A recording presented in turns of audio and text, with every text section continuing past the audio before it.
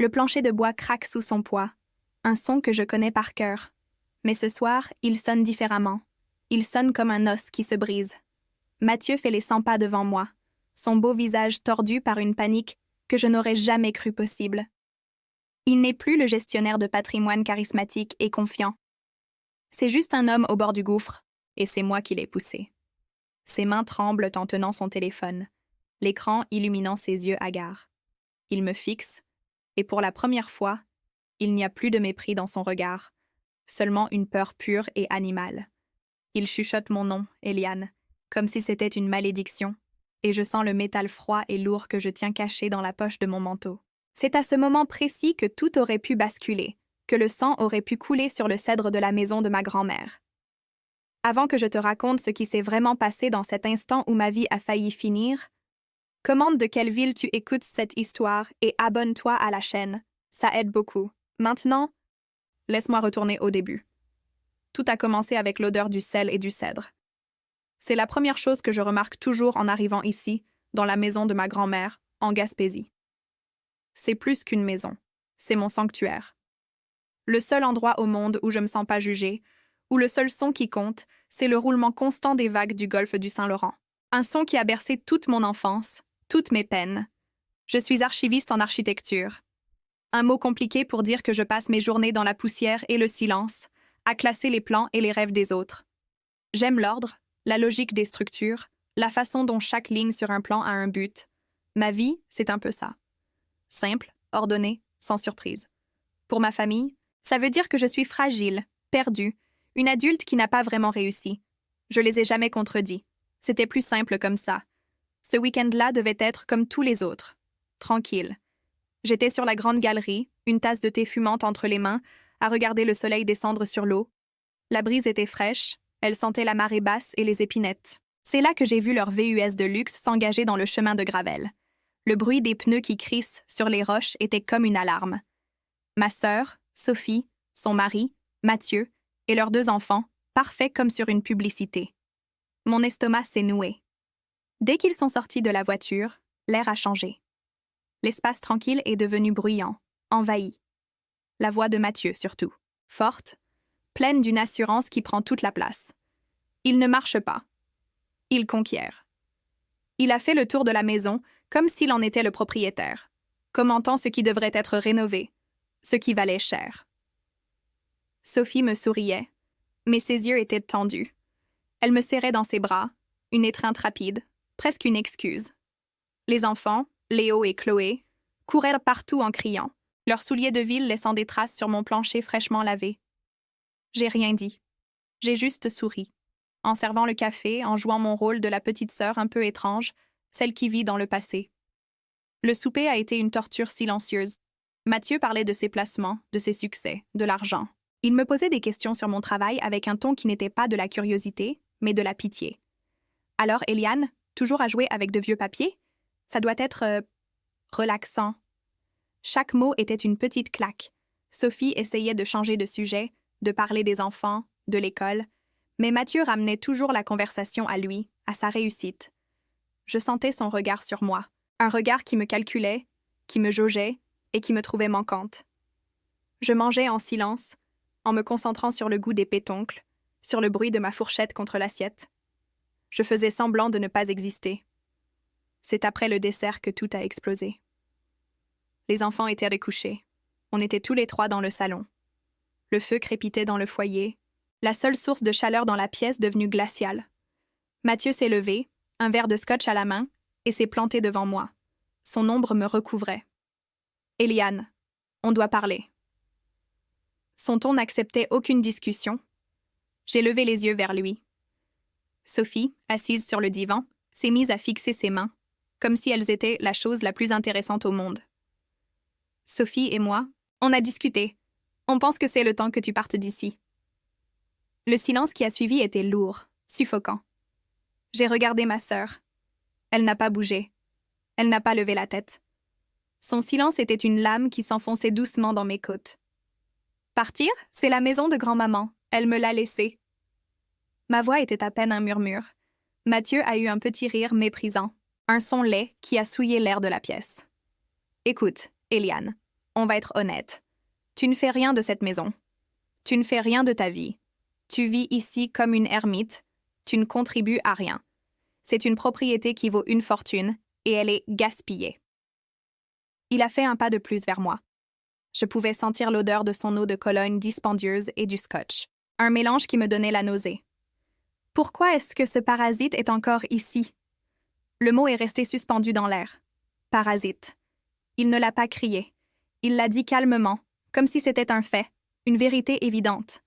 Il m'a regardé droit dans les yeux, un petit sourire satisfait au coin des lèvres. Il voulait me faire mal. Il voulait me briser. Tu t'accroches à cette maison. Tu t'accroches au passé parce que tu as peur de l'avenir. Tu n'as pas de vraie carrière, pas de famille, rien.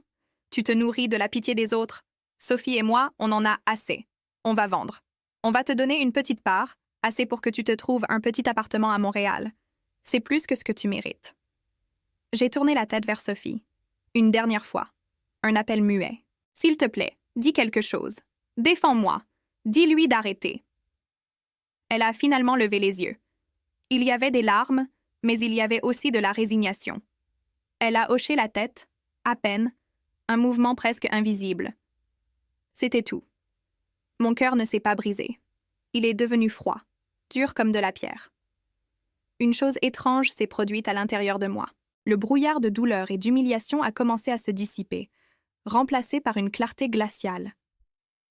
Une sorte de calme s'est installé. J'ai regardé Mathieu, ce monument creux d'arrogance, et je l'ai vu pour ce qu'il était vraiment. Pas un homme fort, mais un tyran qui avait besoin d'écraser les autres pour se sentir grand. Et j'ai vu ma sœur, faible, complice de sa propre cage dorée. À ce moment-là, l'archiviste silencieuse en moi est morte. Quelque chose d'autre a pris sa place. Quelque chose de plus affûté, de plus patient. J'ai regardé Mathieu, et pour la première fois, je n'ai pas baissé les yeux. Je lui ai même offert un petit sourire. Un sourire si calme qu'il en a paru déconcerté.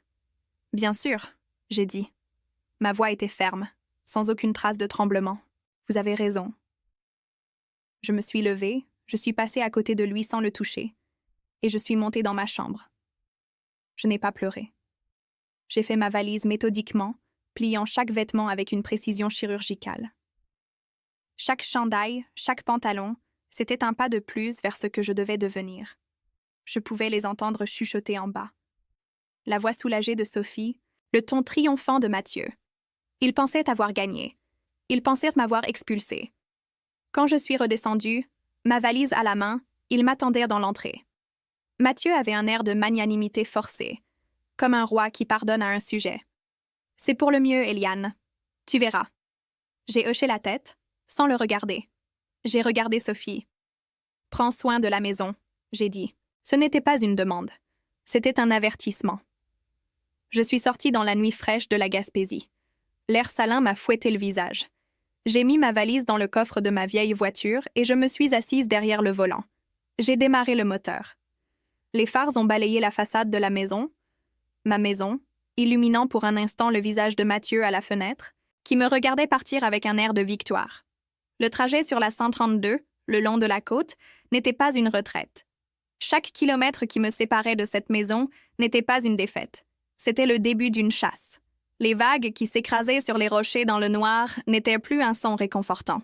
C'était le son d'un plan qui se mettait en place. J'étais une archiviste. Je savais comment trouver les failles dans les structures. Et j'allais utiliser tout ce que j'avais appris, non pas pour construire, mais pour démolir. Pour démanteler l'empire de Mathieu, mensonge par mensonge, jusqu'à ce qu'il ne reste plus que des ruines. L'architecte de la ruine venait de trouver son premier chantier.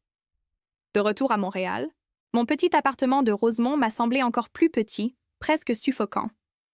L'odeur du fleuve a été remplacée par celle de l'asphalte chaud et des gaz d'échappement. Le son des vagues, c'était maintenant les sirènes au loin et le bourdonnement constant de la ville qui ne dort jamais. Ma routine a repris, en apparence. Le même trajet de métro, le même café au dépanneur du coin, les mêmes journées passées dans le silence climatisé des archives municipales. Je classais, je cataloguais, je protégeais les histoires des autres, les fondations de bâtiments qui avaient vu passer des générations. Mais quelque chose en moi avait été réorganisé. La structure était la même, mais les matériaux étaient différents. J'étais devenue plus silencieuse, plus observatrice. Chaque détail, chaque conversation entendue, chaque fissure dans le trottoir semblait avoir un sens nouveau, une information potentielle. Mon travail est devenu mon laboratoire. Les compétences que j'avais passé des années à perfectionner, la patience d'une sainte, un œil pour le détail que personne ne remarque, la capacité de suivre un fil d'informations à travers des décennies de paperasse poussiéreuse n'étaient nées plus au service de l'histoire. Elles étaient devenues mes armes. Le soir, mon salon n'était plus un refuge. C'était une salle de guerre. L'écran de mon ordinateur portable projetait une lueur froide sur mon visage. Au lieu de plans d'architecte, je regardais les structures financières de Mathieu. Les registres publics, les articles de journaux d'affaires, les profils de réseaux sociaux. Je n'étais pas une hackeuse. J'étais une archéologue du présent, creusant couche par couche la façade parfaitement construite de sa vie. Et comme pour un vieux bâtiment, j'ai commencé à trouver les failles, les petites fissures dans les fondations qui, si on appliquait la bonne pression, pouvaient tout faire s'effondrer. Les gens importants de ma vie se résumaient à des fantômes. Il y avait ma grand-mère, dont la voix résonnait dans ma tête plus clairement que jamais. Je la revoyais sur la galerie, ses mains noueuses tenant une tasse de thé, me regardant avec ses yeux vifs. Fais attention aux hommes avec de beaux souliers et le cœur vide, ma chouette, qu'elle me disait. Une phrase qui me semblait juste une vieille rengaine à l'époque, mais qui maintenant sonnait comme une prophétie. Et puis il y avait Sophie. Elle appelait de temps en temps.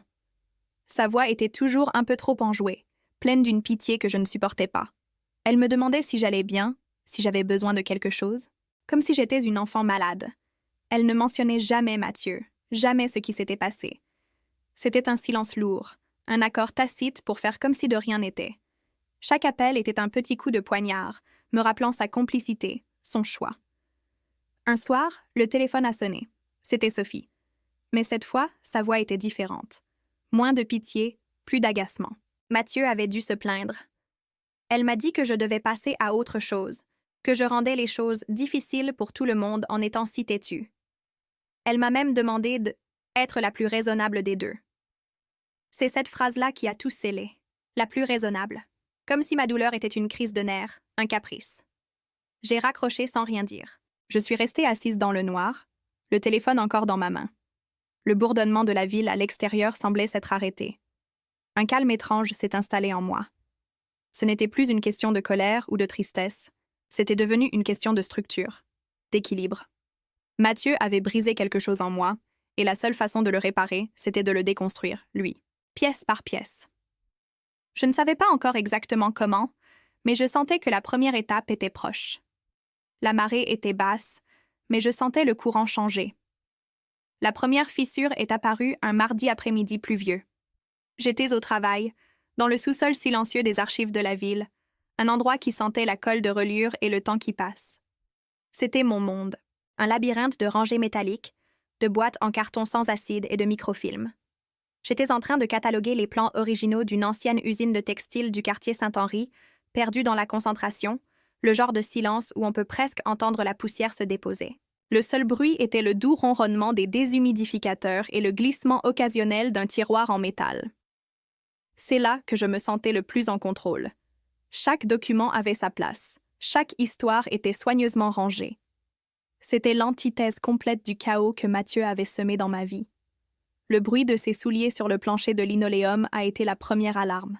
Des souliers chers, en cuir, qui faisaient un claquement sec et arrogant, un son qui n'appartenait pas à cet endroit. J'ai levé la tête de mon bureau, le cœur soudainement lourd dans ma poitrine. Il était là, à l'entrée de ma section, encadré par la porte comme une mauvaise nouvelle sur pattes. Il portait un de ses complets sur mesure, gris charbon, impeccable.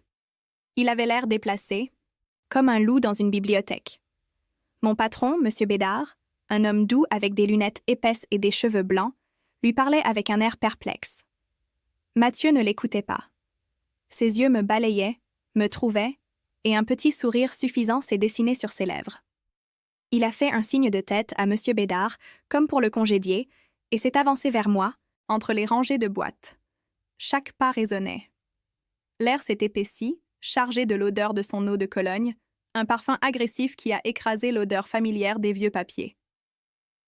Il s'est arrêté devant mon bureau, posant les mains sur la surface, se penchant légèrement vers moi. Un geste de domination. On a besoin de parler, Eliane. Sa voix était basse, mais elle portait une menace qui a fait taire jusqu'au ronronnement des machines. Je pouvais sentir le regard de mes quelques collègues sur nous. La honte m'a envahi, une vague chaude qui est montée du creux de mon estomac. Il m'envahissait, même ici. Il souillait mon sanctuaire. Je ne sais pas à quel petit jeu tu joues, mais ça va s'arrêter. Maintenant. Je l'ai regardé, en essayant de garder mon visage neutre, de jouer la surprise, la confusion. De quoi tu parles, Mathieu? Ma voix était un peu plus aiguë que d'habitude. Parfait. La petite sœur fragile. Il a eu un petit rire sans joie. Ne me prends pas pour un idiot. Sophie est à l'envers. Tu l'appelles, tu lui remplis la tête avec des niaiseries. Laisse-la tranquille. Laisse-nous tranquilles. C'était un mensonge, bien sûr. Je n'avais pas appelé Sophie depuis des semaines. Mais ce n'était pas ça l'important. Il était nerveux. Sous l'arrogance, il y avait une fine couche de quelque chose d'autre. De la peur? Il a dû voir une trace de mes recherches. Peut-être une demande d'information que j'avais faite sous un faux nom. Quelque chose qui était remonté jusqu'à lui. Il bluffait, en espérant que je panique et que je révèle quelque chose. J'ai baissé les yeux sur mes mains, posées sur un plan jauni datant de 1922. J'ai pris une grande respiration, en laissant l'odeur du papier me calmer. « Je ne comprends pas ce que tu veux dire. » J'ai murmuré en mettant juste assez de tremblement dans ma voix. « Je ne fais rien. Je te demande de partir, s'il te plaît. C'est mon lieu de travail. » Sa main a frappé la table, pas fort, mais assez pour faire sauter mes crayons. Un geste calculé pour m'intimider. « C'est un avertissement, Eliane. Un seul. Reste à ta place, dans ton trou. Joue avec tes papiers et oublie-nous. Tu ne veux vraiment pas voir ce qui arrive quand on me cherche des noises. » Il s'est redressé, a rajusté sa cravate et m'a jeté un dernier regard plein de mépris. Puis il a tourné les talons et est parti, laissant derrière lui un silence vibrant et l'odeur persistante de son parfum. Monsieur Bédard s'est approché de moi, l'air inquiet. « Ça va, Eliane? C'était qui, cet homme? » J'ai hoché la tête en forçant un sourire tremblant. « Mon beau-frère. Juste un problème de famille. Je suis désolée pour la scène. » Il a tapoté maladroitement mon épaule et est retourné à son bureau, me laissant seule avec le battement assourdissant de mon cœur. L'humiliation était encore là, mais elle se mélangeait maintenant à autre chose. Une certitude froide et dure. Il avait peur. Il était venu ici pour me menacer parce qu'il sentait que quelque chose n'allait pas. Il m'avait sous-estimé toute ma vie, mais une partie de lui, une partie instinctive, savait que j'étais une menace. Il venait de me le confirmer. Je suis restée assise là pendant un long moment, à regarder les lignes bleues du vieux plan d'usine. Les fondations, les murs porteurs, les points de tension. Mathieu pensait m'avoir remise à ma place. Il pensait m'avoir effrayée. Il avait tort. Il n'avait pas éteint le feu. Il venait de jeter de l'essence dessus. Sa visite n'était pas une fin, c'était un signal. Le signal que j'avais touché un point sensible. Le signal qu'il était temps d'arrêter de creuser et de commencer à démolir. Ce soir-là, en rentrant chez moi, je n'ai pas allumé la télé. Je n'ai pas fait à souper. Je me suis assise devant mon ordinateur portable, j'ai ouvert un nouveau courriel sécurisé et j'ai commencé à écrire. Le nom de la destinataire était celui d'une journaliste financière de la presse que je suivais depuis des mois. Une femme réputée pour son acharnement et son flair. Le sujet du courriel était simple. Une fissure dans les fondations de Mathieu Dubois. J'ai joint un seul fichier, le premier, le plus petit, mais le plus accablant. J'ai appuyé sur « Envoyer ». Le son du clic de la souris était à peine audible, mais dans le silence de mon appartement, il a résonné comme un coup de feu. La première pierre venait d'être lancée.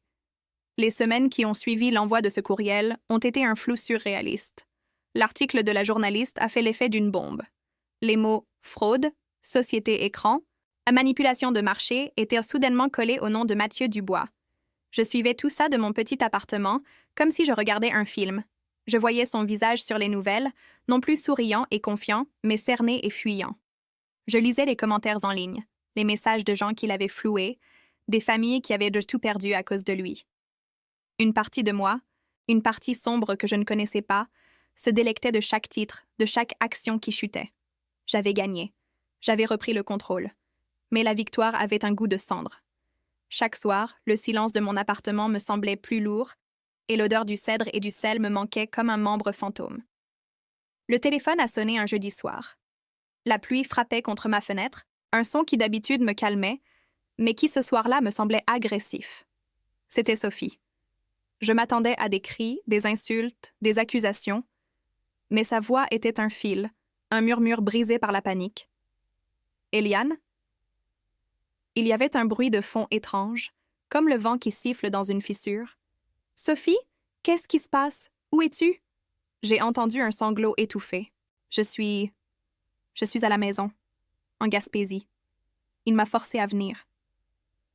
Mon sang s'est glacé. Mon corps est devenu lourd, comme si la gravité avait soudainement doublé.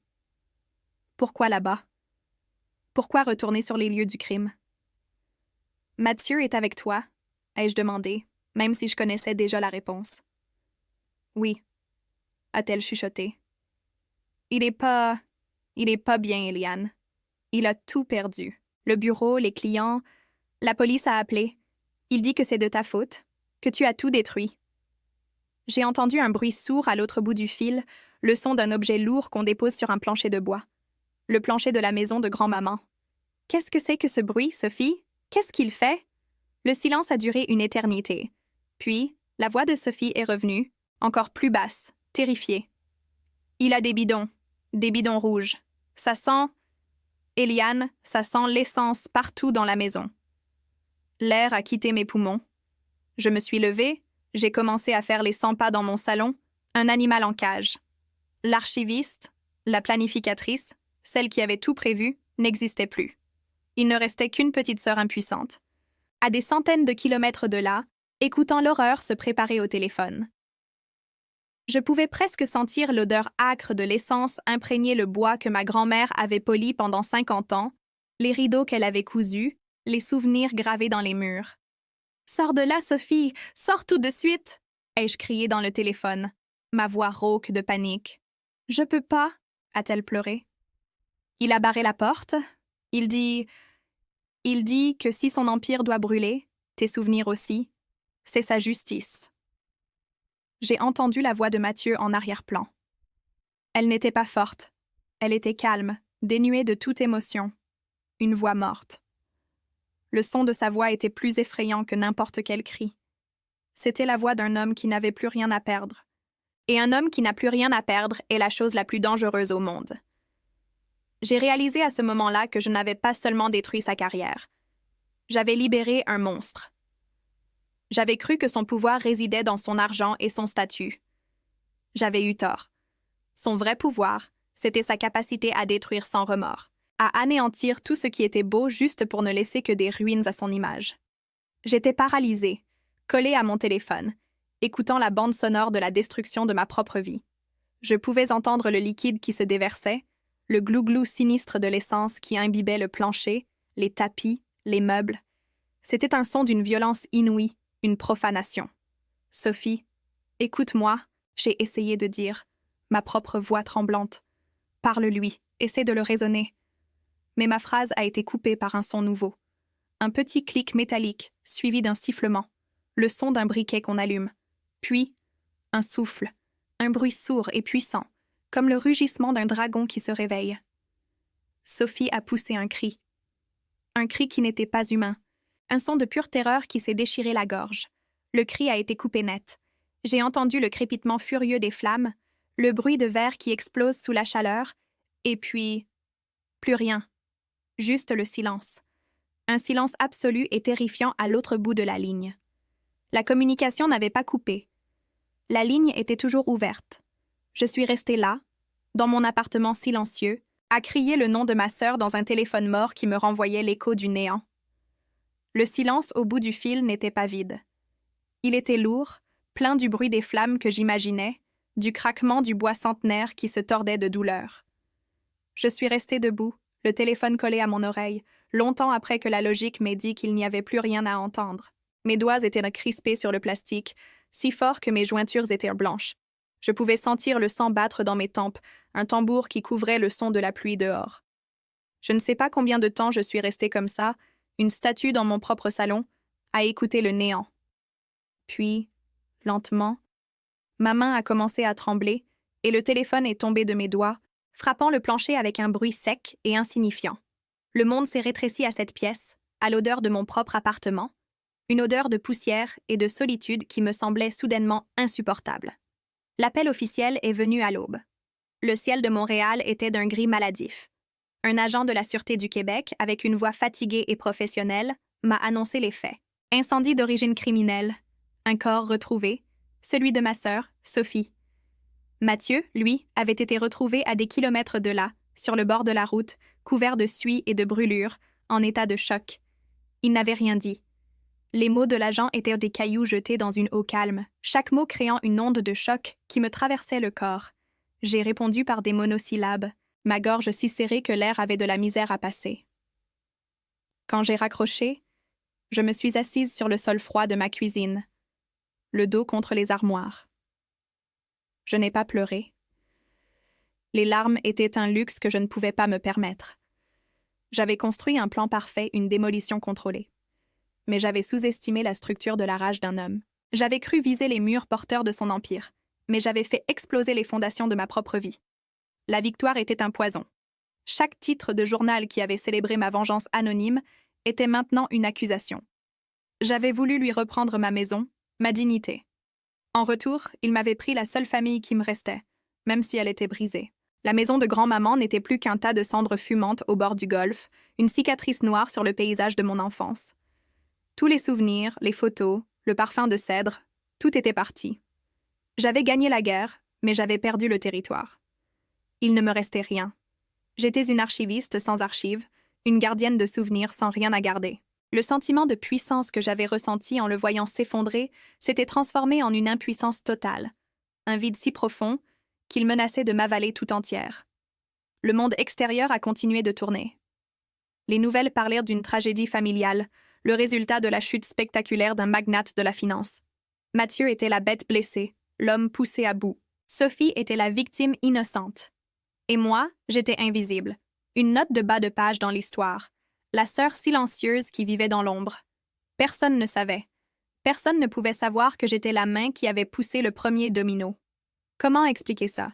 Comment dire à qui que ce soit que la destruction de Mathieu Dubois avait commencé par une simple phrase « Pourquoi est-ce que ce parasite est encore ici ?» J'étais seule avec cette vérité, un secret lourd et brûlant comme une braise dans ma poitrine. Les jours se sont transformés en une longue nuit grise.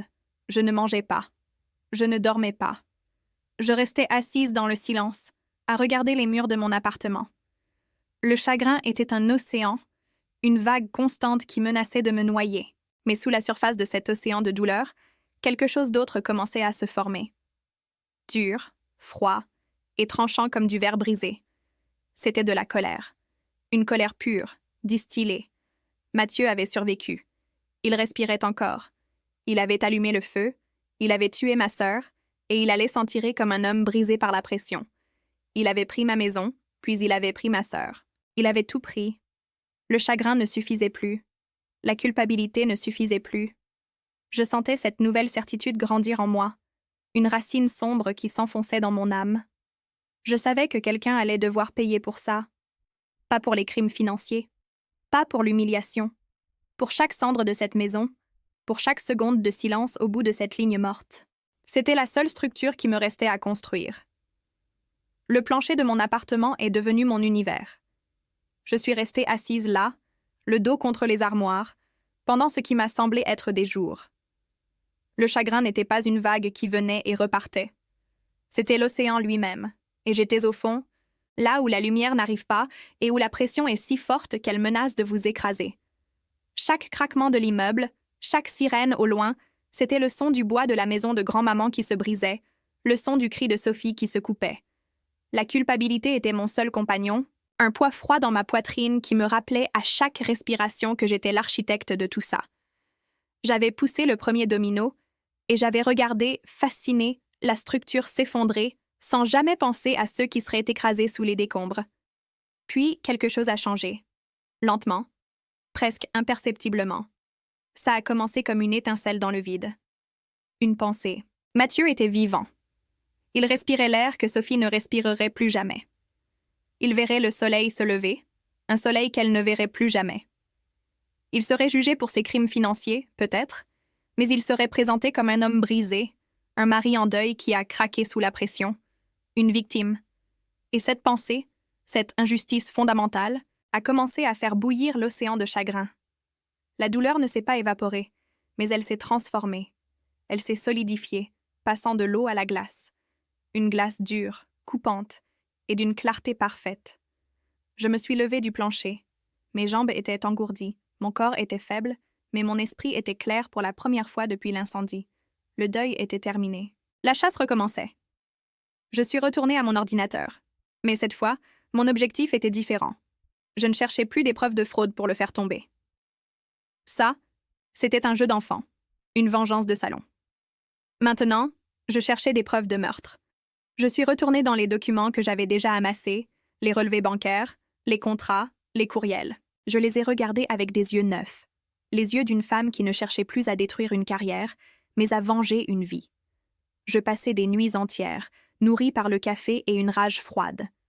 Je suivais chaque transaction, chaque communication, chaque dollar qui avait bougé dans les mois précédant la mort de Sophie. Je cherchais un motif qui allait au-delà de la simple destruction par dépit. Je cherchais le calcul froid derrière l'acte de folie. C'est au milieu de la 3e nuit que je l'ai trouvé. C'était caché, bien sûr, enfoui sous des couches de transactions légales et de transferts d'entreprise. Une police d'assurance vie. Une police énorme au nom de Sophie, contractée 6 mois plus tôt, juste après que Mathieu eut commencé à sentir que son empire financier se fissurait. Le bénéficiaire, c'était lui. Mais ce n'était pas ça le pire. Le pire, c'était la clause. Une clause spéciale, presque invisible, qui doublait le paiement en cas de décès accidentel.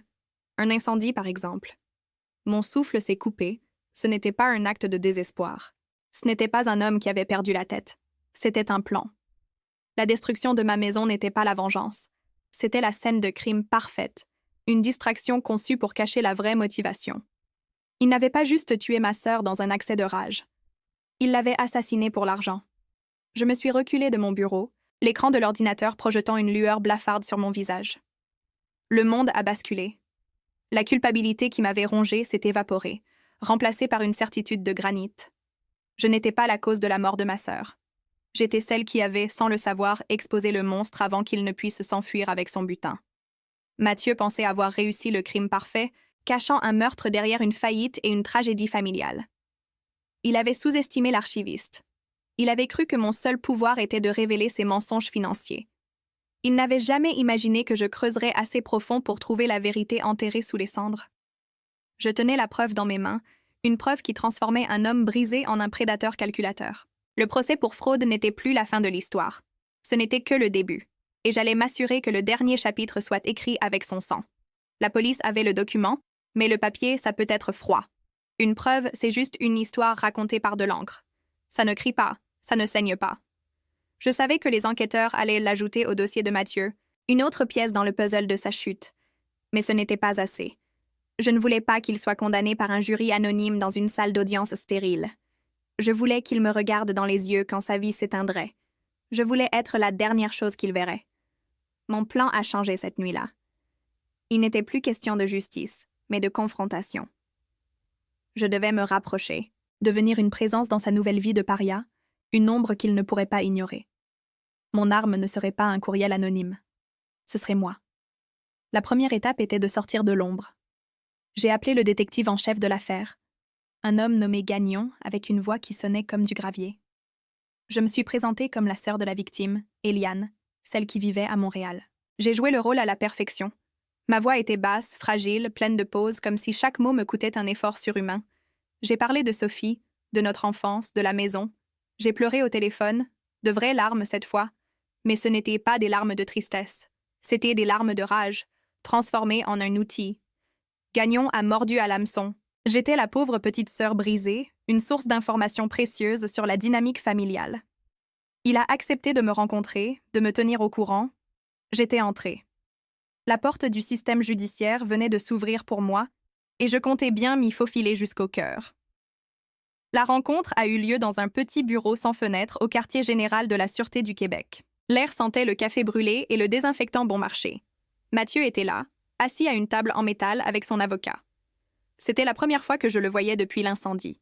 Il avait maigri, son visage était tiré, mais ses yeux n'étaient pas ceux d'un homme brisé. Ils étaient froids, calculateurs, pleins d'une haine tranquille. Quand il m'a vu entrer avec le détective Gagnon, une lueur de surprise a traversé son regard, rapidement remplacée par du mépris. Je me suis assise en face de lui, en gardant mes mains jointes sur mes genoux pour qu'il ne voie pas qu'elles tremblaient. Je n'ai pas dit un mot. Je l'ai juste regardé, en laissant mon visage exprimer toute la douleur du monde. Je devais être la victime, le souvenir vivant de ce qu'il avait détruit. Son avocat parlait, Gagnon posait des questions. Moi, je restais silencieuse, un fantôme à la table, et je sentais son inconfort grandir à chaque seconde. C'est là que les choses se sont compliquées. Mathieu n'était pas un animal acculé qui attendait la fin. C'était un serpent qui cherchait une nouvelle façon de mordre.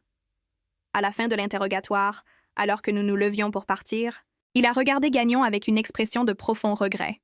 « Détective » a-t-il dit, sa voix pleine d'une fausse sincérité. « Je sais que ça n'excuse rien, mais vous devez savoir que la pression était énorme. Eliane, elle ne nous laissait pas tranquilles. Des appels, des messages, elle était obsédée par la maison. Sophie était si inquiète pour elle. L'air a quitté mes poumons. Je l'ai regardé, abasourdi. Il était en train de retourner l'histoire, de me peindre comme l'élément déstabilisateur, la folle qui l'avait poussé à bout. Gagnon a froncé les sourcils, jetant un regard rapide dans ma direction. Une graine de doute venait d'être plantée. Mon plan, si clair, si simple, venait de se heurter à un mur. Il n'allait pas seulement se défendre. Il allait m'attaquer, utiliser mon propre chagrin comme une arme contre moi. Le presque désastre est arrivé dans le couloir, alors que son avocat était parti chercher un document. Nous étions seuls pendant quelques secondes, l'air vibrant de haine. Il s'est approché de moi, son corps bloquant le passage. L'odeur de fumée semblait encore imprégnée dans ses vêtements. Il s'est penché, son visage à quelques centimètres du mien, et a murmuré, sa voix un sifflement venimeux. « Tu crois que tu es intelligente, n'est-ce pas? La petite archiviste qui joue à la détective. Sophie a toujours eu pitié de toi, tu sais. Elle disait que ta vie était tellement petite, tellement vide. » Chaque mot était un coup de poignard calculé pour me faire exploser. J'ai senti une chaleur monter dans ma poitrine, une envie sauvage de lui griffer le visage, de crier la vérité à la face de tout le monde. Ma main s'est crispée en un point. J'ai vu un éclair de triomphe dans ses yeux. C'est ce qu'il voulait. Il voulait que je perde le contrôle, que je valide son histoire de sœur instable. J'ai pris une inspiration, lente et profonde, qui m'a brûlé les poumons. J'ai dégluti ma rage, les repoussé au fond de moi. Sans un mot, je l'ai contourné et j'ai continué à marcher dans le couloir, mon cœur battant la chamade. Je l'ai entendu ricaner doucement derrière moi. J'avais tenu bon, mais j'étais secouée jusqu'à l'os. Il n'était pas seulement un meurtrier. C'était un monstre qui connaissait toutes mes faiblesses. Et il venait de me montrer qu'il était prêt à jouer un jeu bien plus sale que le mien. Le ricanement de Mathieu dans ce couloir stérile a été comme un interrupteur. En rentrant chez moi, le tremblement dans mes mains s'est arrêté. La peur a été remplacée par une certitude froide comme l'acier. Il voulait que je sois la folle, l'hystérique. Parfait. Je lui donnerai un fantôme. J'ai passé 2 jours enfermée, à ne rien faire d'autre que de me souvenir. Je me suis souvenue de chaque fois que Sophie m'avait appelée en pleurant à cause d'une dispute avec lui, de chaque fois qu'elle avait minimisé sa colère en disant qu'il était juste stressé. Puis, j'ai fait quelque chose que l'ancienne Eliane n'aurait jamais osé faire. J'ai menti.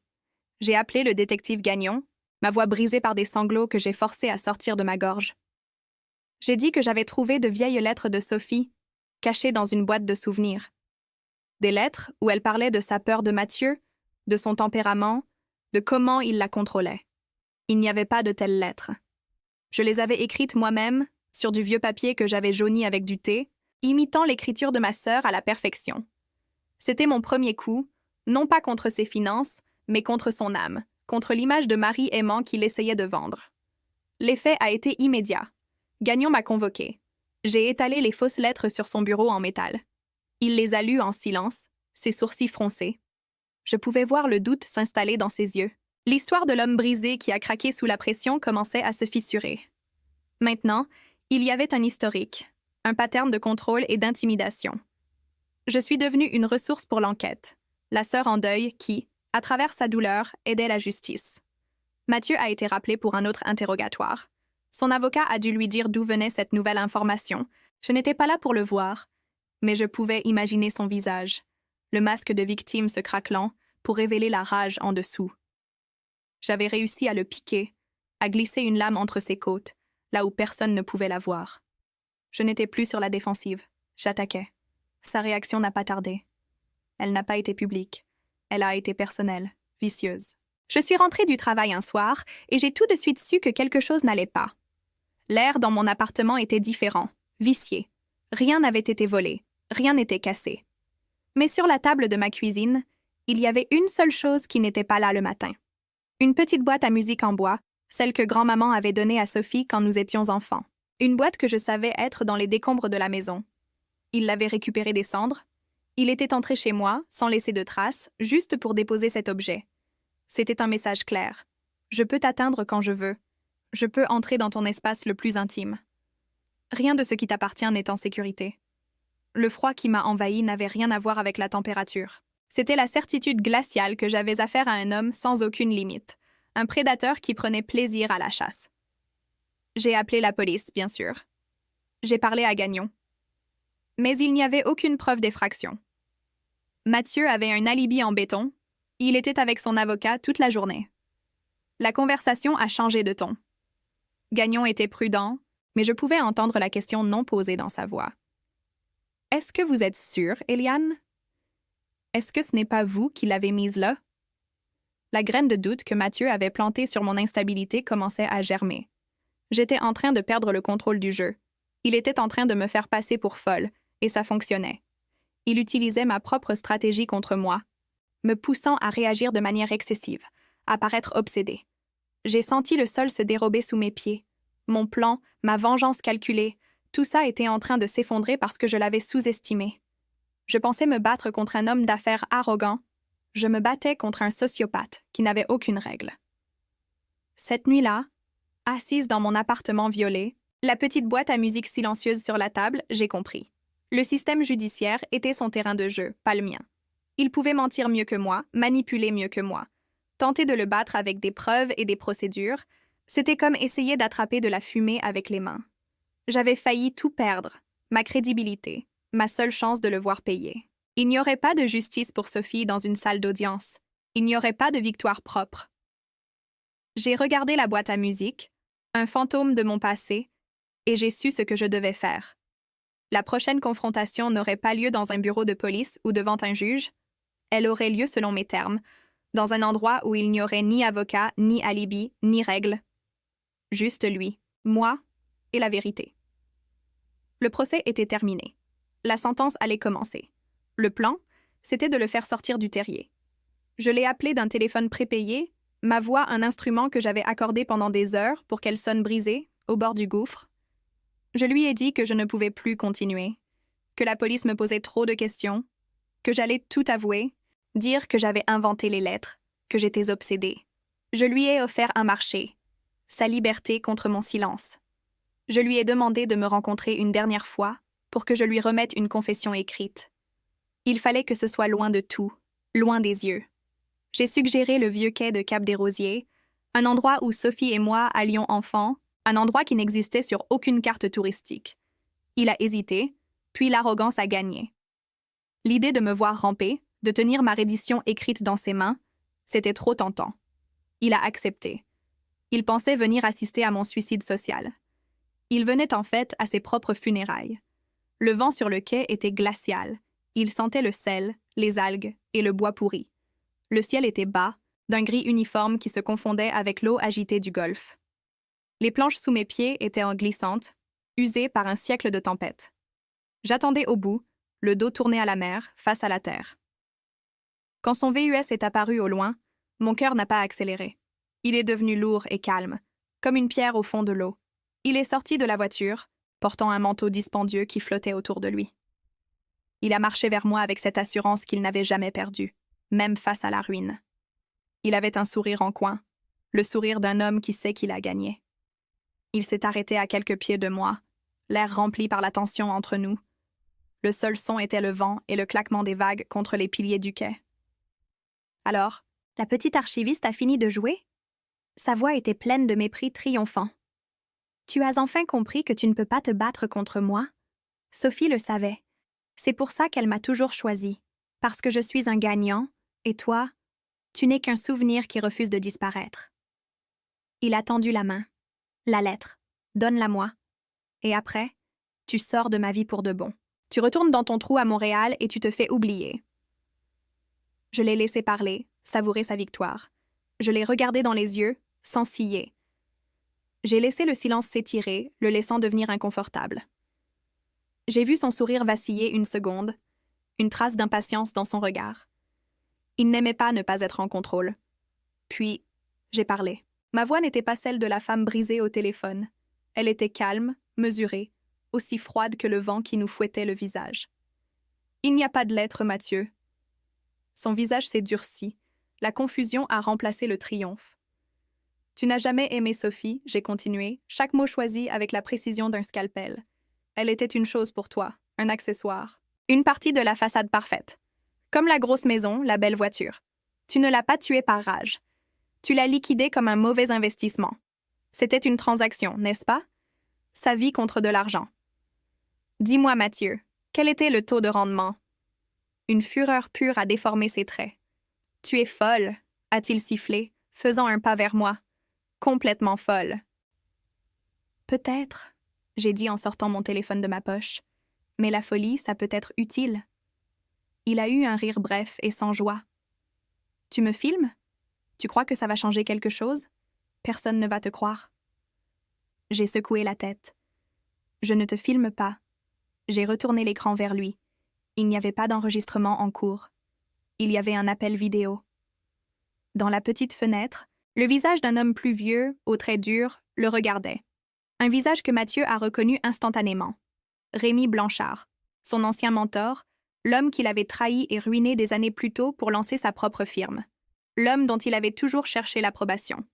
L'homme que j'avais passé les 2 dernières semaines à retrouver. Il voulait juste entendre ta version de l'histoire, Mathieu. J'ai murmuré.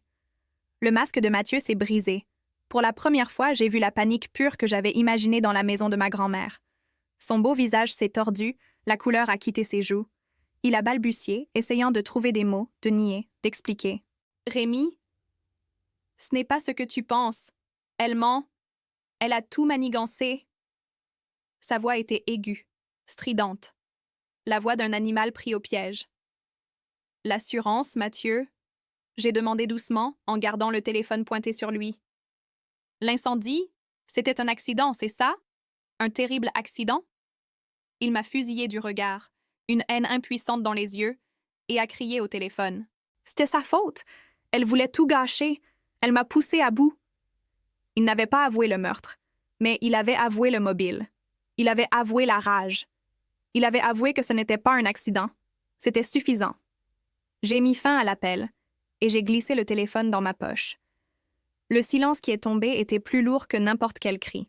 Il me regardait, le souffle court, réalisant ce qu'il venait de faire. Il n'avait pas parlé à la police. Il avait parlé à la seule personne dont le jugement comptait encore pour lui, la seule personne qui aurait pu, peut-être, l'aider à se reconstruire. Et il s'était condamné. Un grognement animal est sorti de sa gorge.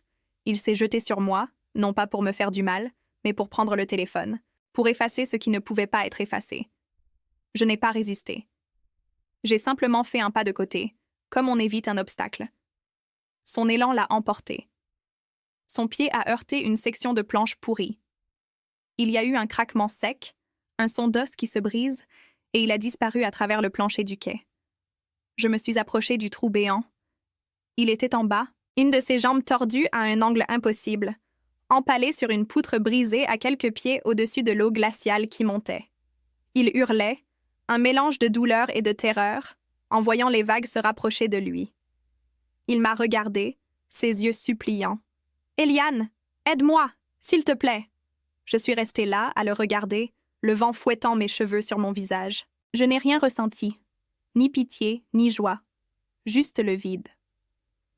Le silence d'une archive dont le dernier document vient d'être classé. Je lui ai tourné le dos et j'ai commencé à marcher, lentement, vers la terre ferme. Ses cris sont devenus de plus en plus faibles, couverts par le bruit constant et éternel des vagues qui se brisaient contre le quai.